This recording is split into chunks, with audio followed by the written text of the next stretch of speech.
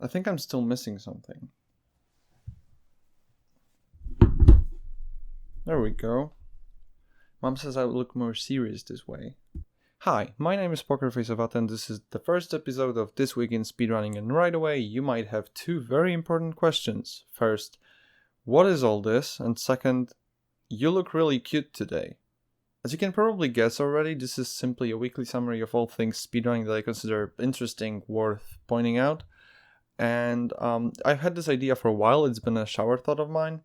And recently talking to Ridden, exchanging ideas, helped me put this thing together. So that's a huge thank you to Ridden for everything she's done for me in the recent days. It's also a way for me to broaden my information bubble in the matter, so to speak. I've always wanted to know more about what's happening in speedrunning in general, and making these videos will actually force me to do so.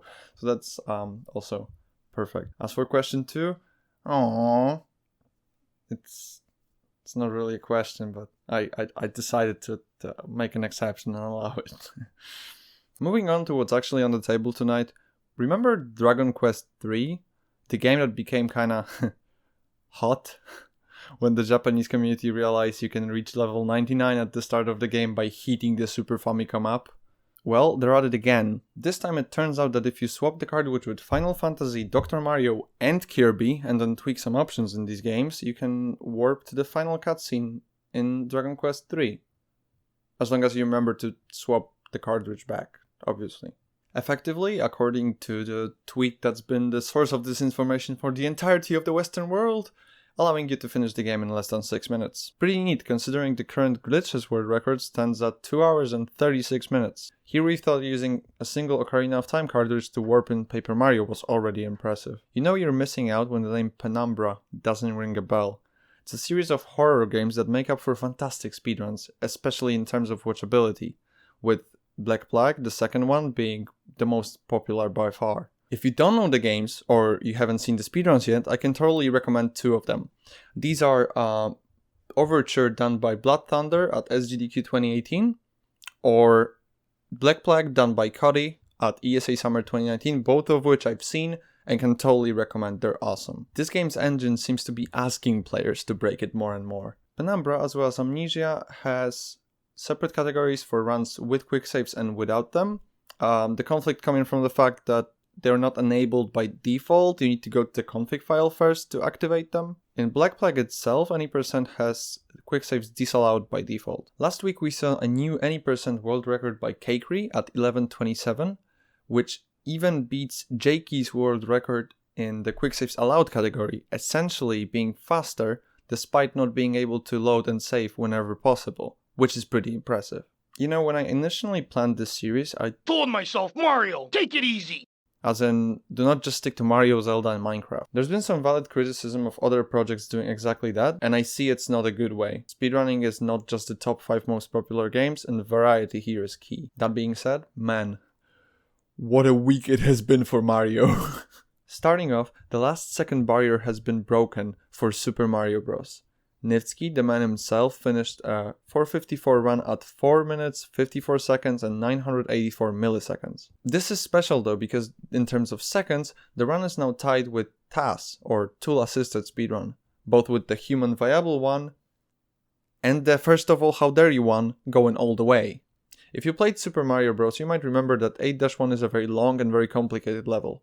In the 4:54, Niftski had to play the level frame perfectly, with 0 frames to spare. If you want to know more about this run, aside from the fact that it's really special, there's this wonderful Reddit comment from Hitscrits, who explains the run in great detail, that will be linked in the description, just like everything mentioned here. It is without a doubt that the 4:54 was historical, but let me also share something that came soon after that I find quite funny. 4 days after the 4:54, Scalpel took the world record in Super Mario Bros. The Lost Levels, also known as the Japanese Super Mario Bros. 2 and one of the hardest games ever made, from no other than Niftski by a single frame. A day after that happened, Niftski also took the Warpless world record for Super Mario Bros. 1, essentially having both any percent and Warpless world records at the same time. His celebration wouldn't last long though, because GT Ace took the Warpless world record from him a day later. Scalpel's The Lost Levels run was also beaten later by iBall, this time by more than a single frame. Still sticking to Mario but going to third dimension, the Super Mario 64 120 star category has seen a new world record by Batora, who did it in 1:38.21, which beat Cheese's time by 4 seconds. I'm not just mentioning it because it's a 120 star world record, but also because if not for this, we could have seen a 1:37, essentially breaking a new minute barrier for one of the most technically demanding categories in the entirety of speedrunning. Another community that had a pretty decent week was Ratchet & Clank, as in speedrunners, not just Ratchet and yeah, you get it. Every Friday the community hosts races for the Ratchet & Clank All Gold Bolts category, called AGB Fridays. A most recent one featured a $200 bounty for the winner, something that they plan doing about once a month.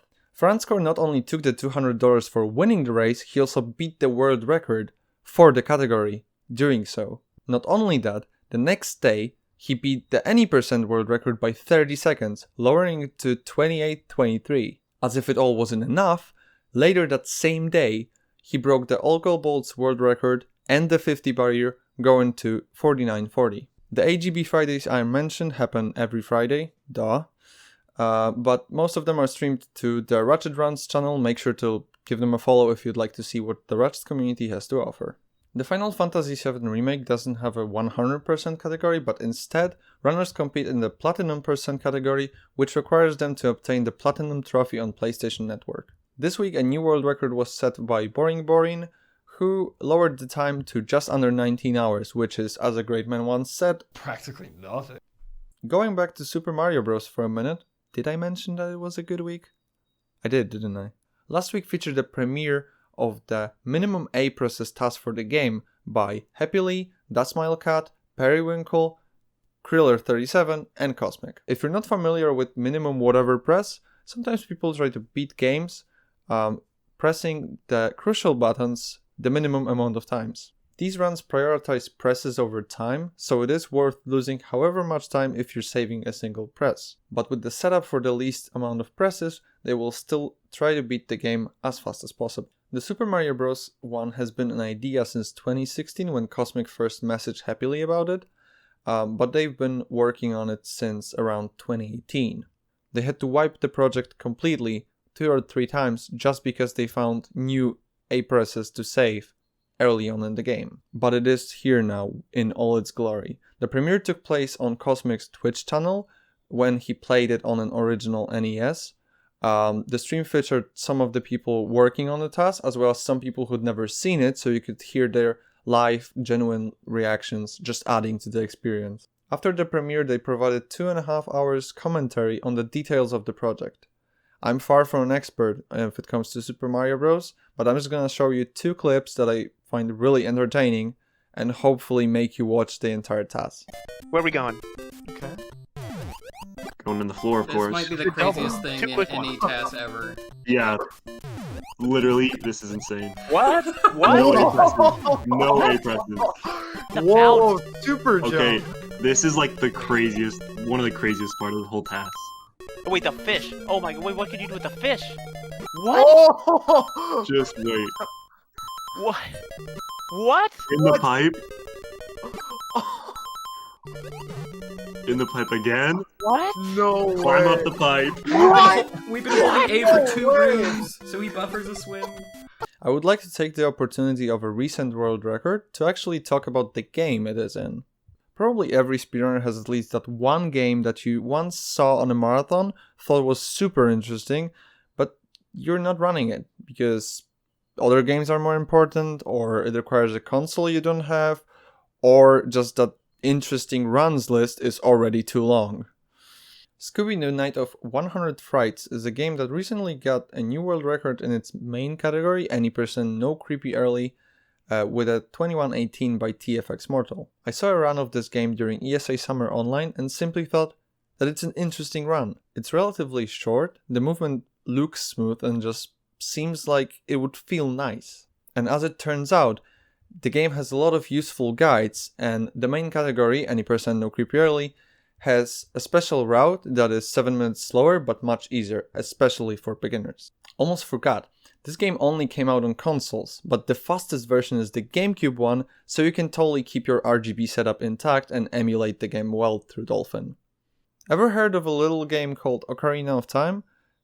You might have. It has a category which has always been interesting for me because of its name, GSR. It stands for Ganondorf Source Requirement, which is essentially beat the game by killing Ganondorf and completing the game while getting some other requirements. Most of them can be summed up by just get items from their source. It's one of the more peculiar names where the goal is to beat the game using a very certain route. Instead of listing about 100 glitches that you're not allowed to use, the community just decided to list all the stuff that you need to do. It saw a new world record from Count LG this week, the first to break the barrier and make it into a 112, and by the way, the joke has been made, you don't have to do it, I don't have to do it, as much as I would love to do it. As I said, this breaks the 113 barrier, and seeing as Count's sum of best is a low 111, this might be the last barrier for quite some time at least. Risk of Rain 2 recently had a run-changing strat found when Ritten discovered a way to duplicate the levels for the Celestial Ending category. The game's levels loop, and on the 8th one you get a portal to an alternate ending, reaching which is the point of the run. Having duplicated the levels, completing just 5 is enough to make the game think one completed 8 and unlock the ending. The trick saves about 2 minutes, but it is a lot seeing as the category is about 8 minutes long now. Wrapping things up, let's talk about some marathons that are happening this week. Really Lots of Lore 2 is still going strong and will be until Friday next week. If you enjoy speedruns with cutscenes that can take over 20 hours, then this is probably your best and only bet in terms of marathons. Speaking of going strong, Caliton Stand Strong is benefiting Stop AAPI Hate, a center of tracking hate and violence against Asian Americans and Pacific Islanders in the US. It has just started and will go on throughout the entire weekend, which is until the 18th of April. Make sure to check their schedule and tune in as it is packed with great runs. This weekend on Saturday and Sunday we will also be having McRayton, which is a racing games marathon that are not really always addressed as much during regular speedrunning marathons, so if you're into them, make sure to check them out. It'll take place on the BSG channel just like the last time, and they will gather donations towards Mind, a mental health charity. Last but not least, NASA, not that NASA, announced that their newest marathon, NASA 2021, will take place online just like NASA 2020 did. Submissions are open right now and will be until the 1st of May. I've ran and read donations at NASA 2020 and can totally recommend both. NASA staff are fantastic people. As the new day is dawning, because I thought I'd be recording earlier and it is now like 10 past 6 a.m., I'd like to thank you so much for watching. Special thanks to Ritten who reviewed this episode's script. Everything I mentioned will be linked in the description, so make sure to check it out. If you liked the first episode, make sure to like and subscribe. Don't forget to follow the show's Twitter account, where you can also message me if you think there is something happening in speedrunning that I should know about. I would be very grateful for any new info. And if you considered helping me in any other way, that would mean the world to me, because this project is essentially starting from the scratch. From all of us here at This Week in Speedrunning, thank you very much, and see you next week.